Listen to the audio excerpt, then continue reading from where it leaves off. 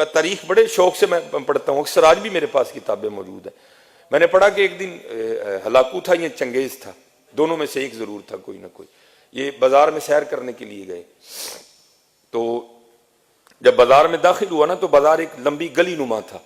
اس نے سپاہیوں کو کہا ادھر سے بھی بند کر دو، کوئی جانے نہ پائے کوئی آنے نہ پائے، ادھر سے بھی بند کر دو، کوئی جانے نہ پائے کوئی آنے نہ پائے. ہاں جتنے بازار میں ہاں گاہک ہیں، ہاں دکاندار ہیں، ہاں جوان ہیں، ہاں بوڑھے ہیں، ہاں بچیاں ہیں، سب کی گردنیں اتار دو لائن میں کھڑی کر کے. اب وہ مورخ لکھتا ہے کہ جب لائنیں لگائی گئی نا تو 3 لائنیں لگی. ہاں تو پہلی لائن کے اینڈ پہ نا ایک بابا جی کھڑے تھے. اب وہ ہلاکو یا چنگیز کھڑا دیکھ رہا ہے، وہ ایک ایک کر کے سار اتر رہے ہیں سب کے. جب بابا جی کی باری آنے لگی نا تو بابا جی پہلی لائن سے دوسری لائن میں چلے گئے. اب تاریخ لکھتی ہے کہ وہ دیکھ کے نہ مسکرایا، اس نے تمسخر اڑایا. ہاں بابا کنا کنا سلیں گا. وہ دوسری لائن میں جب اس کی باری آنے لگی، بابا دوسری سے تیسری میں چلا گیا، وہ پھر مسکرایا.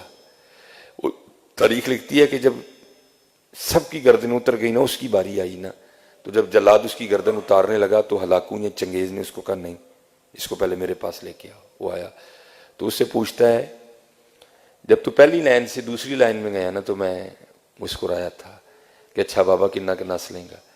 تو دوسری سے تیسری میں چلا گیا، میں پھر مسکرایا تھا اچھا بابا کہاں تک بھاگے گا، اب بتا کیا کرے گا، اب بتا کون بچائے گا تجھے. تو تاریخ لکھتی ہے کہ اس بابے کی زبان سے نکلا اب مجھے بچائے گا اللہ، اب مجھے بچائے گا اللہ.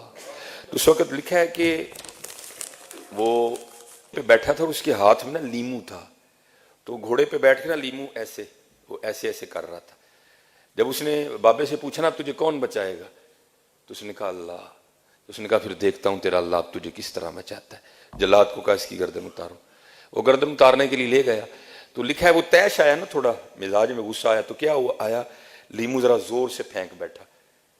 وہ اس طرح نہیں آیا، وہ تھوڑا آگے گرا. جب وہ لیمو کو کیچ کرنے کے لیے جھکا نا تو ادھر گھوڑا بھی حرکت میں آ گیا، وہ گھوڑے سے گر گیا. اب پاؤں اٹکا ہوا تھا رکاب میں.